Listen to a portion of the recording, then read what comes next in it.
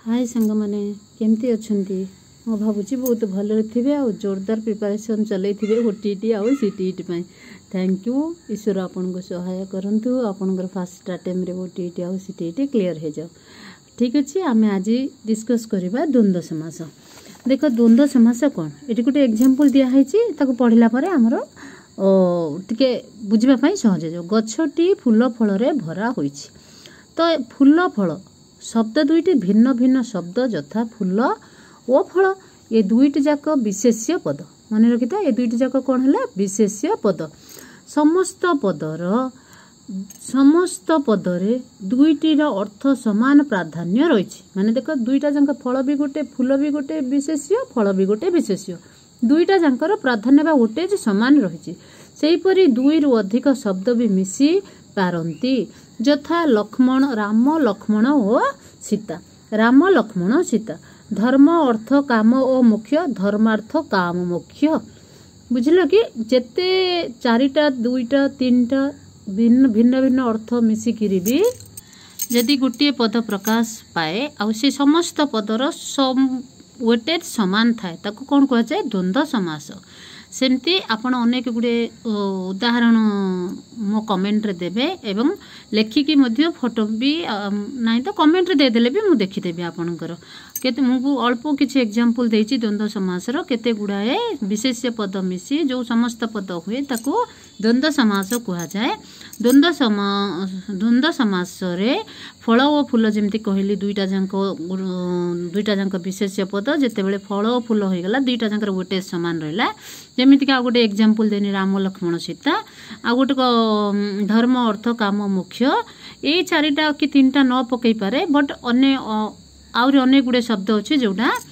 कौन कर एग्जाम रे दब मुझे द्वंद्व समास अनेक गुड़े उदाहरण फोटो माने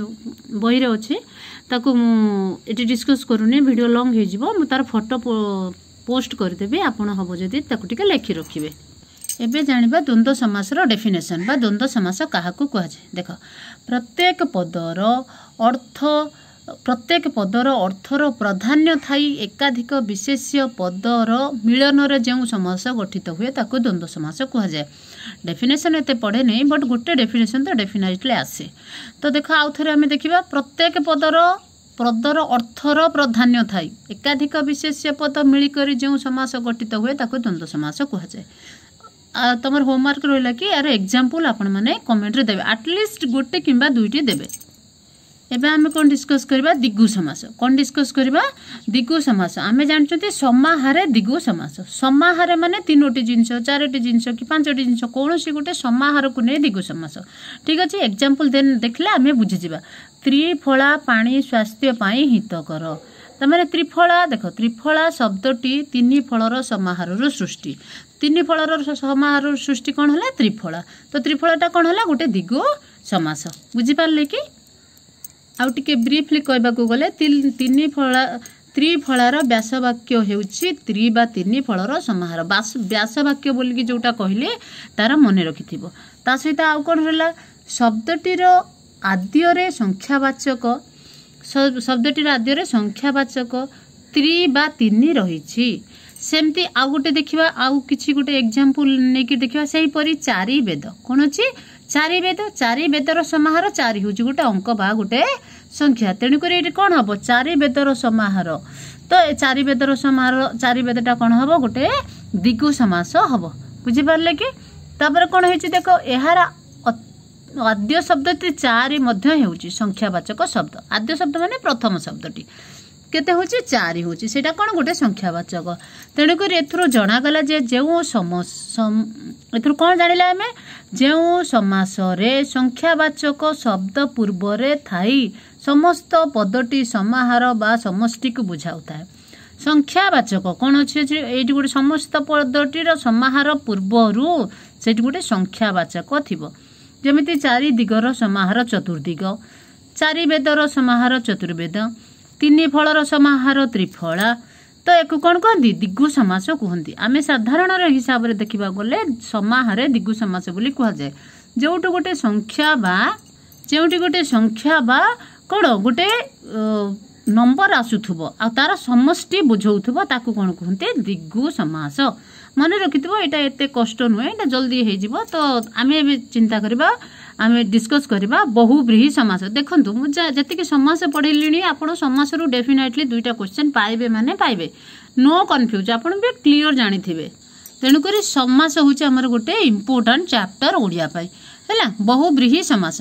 दशहरा दिन दासरथी दशानन को बद्ध कले देख बहुव्रीहि समास कौन होची देख एटी एग्जांपल देबा तापर आमे डेफिनेशन को पळेबा एग्जांपल सहित डेफिनेशन को जिबा को कोन हो सीटीपी रे आमे जानिबा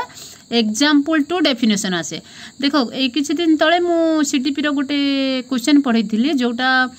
हेड टू टो पढैथिली आ गोटे होची सेंटर रु पेरिफेरी पढैथिली सेंटर रु पेरिफेरी माने कोन देखो तो एठी एग्जांपल दिया हला एग्जांपल को नेकी आमे कोन कले डेफिनेशन बाहर कले तो एटा कोन करा जिवो एटा सीटीपी रो गोटे क्वेश्चन एमते आसे teacher explain otherwise teacher give some example and after that students find out the definition सेटा की प्रकार जाए सेफालोकोडाल जाए कि प्रॉक्सिमोडिस्टल जाए एमती गोटे इनडायरेक्टली क्वेश्चन आसे सीडीपी रे तमे देखले जानि पारिबो बारंबार गो थ्रू कले जानि पारिबो ठीक अछि आमे ओडिया पढो पढो आमे सीडीपी की चली गलेनी ठीक अछि आमे बहुव्रीहि समास विषय रे आलोचना करबा देख दशहरा दिन दासरथी दशानन को बद्ध कले बालक और बालिका माने बिना पानी को पूजा कले ऊपर वाक्य दुईटी रे दशानन और वीणा पानी देख दशानन कौन दशानन माने कौन आ वीणा पानी कौन हेउछंती बड़ अक्षर रे चिन्हित देख ये दशानन बड़ माने बोल्ड करा जाइछि हैला तापर कौन है एही पद गुडी को आमे व्यास वाक्य साहाय्य रे निम्न रे लेखिबा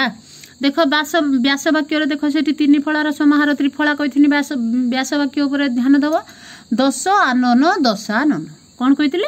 दश आनन दशानन सेही परि वीणा पानी हाथ रे जहार वीणा पानी बुझि पाइला ना नै एथर दश आनन वीणा पानी आदि हेउछंती गोटिए गोटिए कौन है समस्यमान पद कौन ये समस्यमान पद देख कन्फ्यूज हबनी दिगु आ बहुव्रीहि की नहीं की नेक्स्ट कौन लिखा है समस्त पद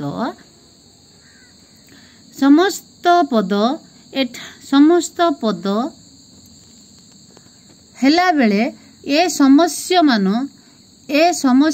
पद मानकर गुरुत्व न रही स्वतंत्र अर्थ प्रकाश करुछि देख मु कौन कहूली तुमको टिके पढ़ीदेवा कन्फ्यूज हो गला मे भी आपण मानक पई देख मु कौन कहूची एठारे दश आनन देख ये कौन होइछि केमती बुझेबा पई से चाहूछि आमे try to constant the key point concentration about key point and try to understand एठारे दश आनन वीणा पानी आदि हेउछंती गोटिए गोटिए समस्यमान पद समस्त पद वीणा पानी आउ दशानन समस्यमान पद काहाकू कह समस्त पद काहाकू कह जानिछंती तो जानिथिबे बोली ही मु ए सब आउ एते क्लियरली करू नाही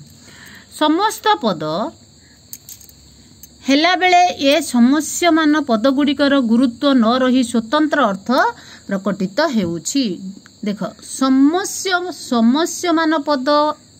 आड हे कि जो समस्त पद हेला समस्त पदर ही कौन रोची स्वतंत्र अर्थ प्रकटित हेउछि अर्थात जहार 10टी आनन अछि बा 10टी आनन से दशानन कौन हेछि 10टी आनन से दशानन न होई केवल रावण अर्थ प्रकाश पाउछि देख आमर मो कहबा कथा कि 10 आनन कहिले दुईटा 10 आनन मिसिगला दशानन हला दशाननर अर्थ कौन हो गला अन्य जन को बुझेला कौन बुझेला रावण को बुझेला बुझि पारलो तो केमती यार अर्थटा पूरा डिफरेंट हो जाउछि तापर कौन हेछि देखो सेही परी वीणा पानी वीणा गोटे समस्या मान पद पानी गोटे समस्या मान पद वीणा सहित पानी जेतेबेले जोग करदेले वीणा पानी हला सेतेबेले आ वीणा पानी अर्थ किछि रहला नै तार अर्थ संपूर्ण चेंज हे कि कोन हे गला सरस्वती हे गला बुझि पारले सेही परी आउ केते गुडा एग्जांपल अछि देखो त्रिलोचनटा एग्जाम रे आसे पीतांबर त्रिलोचनटा आसीबो तीनोटी त्रिलोचन पीतांबर दिगंबर नीलकंठ पंचानन भल भाव देखुव पंचानन ता सहित आउ कौन रहा चतुर्भुज इत्यादि एथुरु आमे जानिले ताने एथुरु आमे कौन जानिले दुईटी समस्यमान पदर रेजल्ट रे जो समस्त पद आमे पांती तार अर्थ समस्यमान पदरे न थाई संपूर्ण भिन्न थाए बुझिपाल से प्रकार समास को आम दिगु समास कहुए। ठीक अच्छे देखा ये कौन कही जो समास रे समस्त पद समस्यमान पद मान बाहरी अर्थ को न बुझाई अन्य अर्थ को बुझाए ताकू कौन कहते बहुब्रीहि समास कहुए। बुझिपाल बहुब्रीहि समास क्या कहुए देख एते थर एते कुछ नील लिखाई नीलकंठ तो कौन हम कंठ जार नील पड़े नीलकंठ तो नीलकंठ कहले क्या बुझाए क्या बुझाए शिव को बुझाए तो तार अर्थ पूरा अलगा हो जाऊँगी। पंचानन पंचानन पंचानन कहले क्या बुझाए शिव को बुझाए। आउ कौन देछि देख दिगंबर ये कौन देछि दिग अंबर दिगंबर देछि ना दिग को दिगर अर्थ होछि ना अंबर अर्थ होछि। दिगंबर माने क्या कह जाए दिगंबर कहल देखी यार दिगंबर कौ ठाकुर को कह जाए मत कमेंट करके जनइबे देखिए आपण मैंने जानते कि नहीं तार संपूर्ण अर्थ अलगा